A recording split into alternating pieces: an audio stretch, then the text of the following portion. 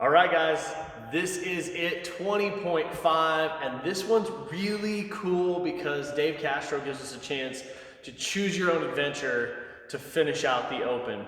And also, this is a really exciting workout because this is an opportunity for a lot of people to get their first ever muscle up or their first ever pull up. So if you do this well, you can take advantage of that.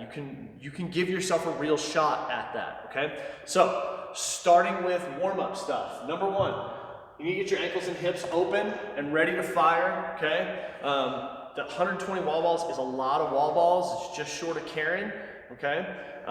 It's a lot of squatting. Also, on the rower, you're using your ankles and your hips more than you think you are. So have those stretched and open and ready to go. Shoulders, okay?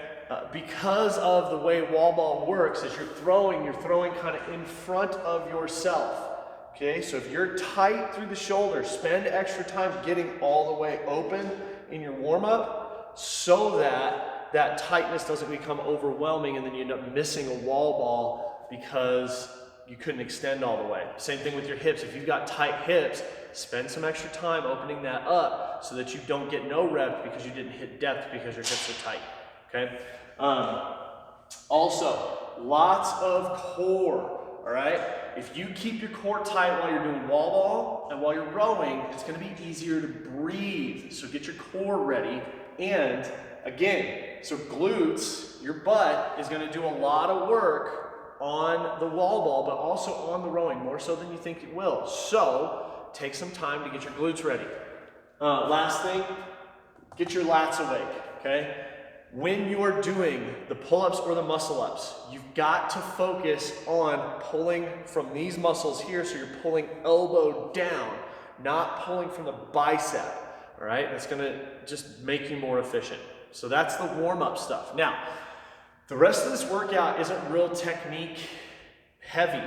It's wall balls, it's rowing, and then, well, it's pull-ups and muscle-ups, and we can talk about that, but the big thing is, how are you gonna break this up?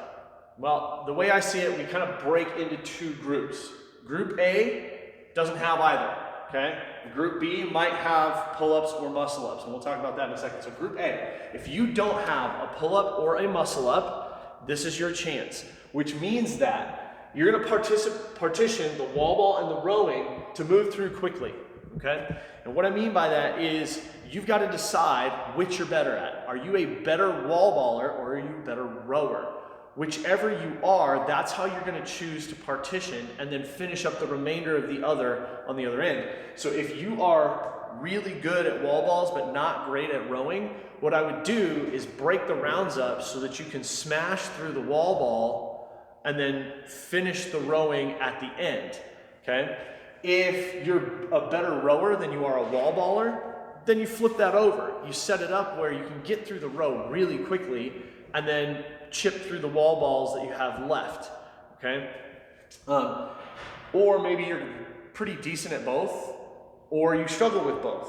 Then you go for the efficiency. What's gonna let you move through quickly each one and not burn you out on each movement? So smaller sets, okay? So what we kind of landed on was like 5 rounds or 10 rounds is gonna be your best bet. Now, you choose your priority based on what you're good at. So if I'm really good at wall balls and I want to do 10 rounds, I'm going to do 10 rounds of 12 wall balls, right? And I can still break that up into 6 and 6 or 4 sets of 3 so I can be quick. Just make sure your breaks are really quick, a breath and then back on it. And then maybe I go over the rower and I only do 4 or 6 calories. So I have some left over at the end. Same thing, flipped it over, all right? If you're going to break it up based on the thing that you're good at. Then what ends up happening is you have time left over to get your first ever muscle up or pull up. Now on the pull-ups, guys, go for broke.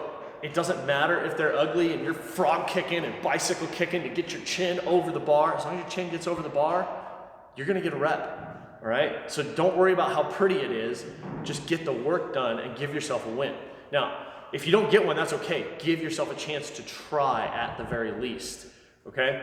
Now, Group B, these are the people who have maybe muscle-ups or pull-ups, all right? But maybe you only have 1 or 2, right? Maybe you just got your first pull-up or You're just now really learning how to chain them together, okay? Or same thing with muscle ups. What we're gonna do then is we're gonna use those same wall ball and rowing strategies, but you're gonna start each round with 1 or 2 muscle ups or pull-ups, whichever you're trying to do, okay? If you really legitimately only have 1, then that's what I would do. I would do 1, okay? Now, if I go for 1 and I miss, go into your wall ball and rowing. Don't stand there and try to get a rep and burn yourself out. Give yourself 1 attempt. If you get it, great. If not, move on back into your wall ball and rowing, okay? Then again, at the end, you'll have time to get 2, 3, 4, 5 more and work through that, all right? Group B2 is maybe you've got 5 or more unbroken muscle ups or pull-ups, okay? If that's the case, the same rule applies. You're gonna start each round with muscle ups or pull-ups, okay? And then use your wall ball and rowing strategy that we talked about. The strategy for your wall balls and your muscle ups and pull-ups is gonna be start each round with 30 to 40% of your best unbroken set. So for me, I have muscle ups. My best unbroken set recently is 10. I can get 10 in a row without coming off the rings.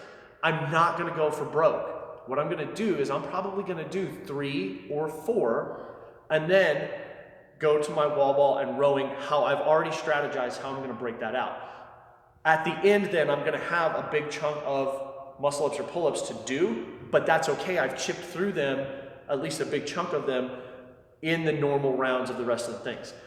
The last thing I'll say about this too is I personally would flip it over and start with wall balls and finish with rowing in that wall ball and rowing strategy, because you can really go hard on the wall balls and try to get through them quickly and then come back to the rowing and just take not a fully like slow recovery pace, but just quicker than recovery pace. All right, going ham on the rower because of the way it counts calories is gonna cost you if you're on that thing going ham for too long. So give yourself a set number of calories or a set time you're gonna be on there and go at a slightly faster than recovery pace, okay? That'll let you bring your heart rate down going into either more wall balls or going into your muscle up or pull up, all right? Other than that, guys, some quick technique. Number 1, control your breathing. I know it's at the bottom of the list, but control your breathing, all right?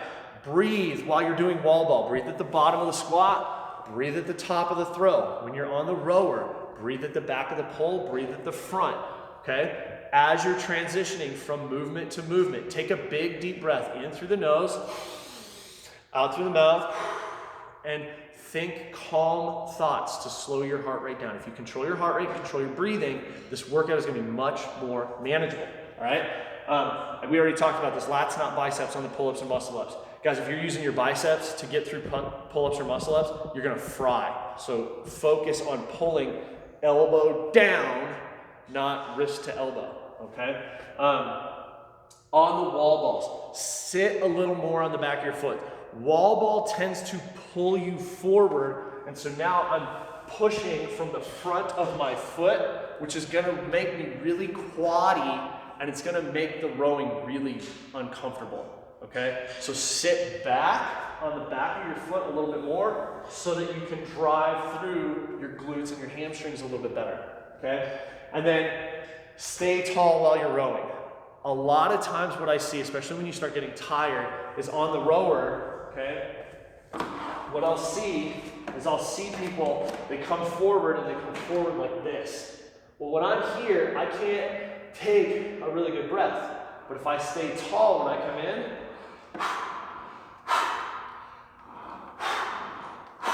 I gotta keep myself tall so that I can breathe, okay?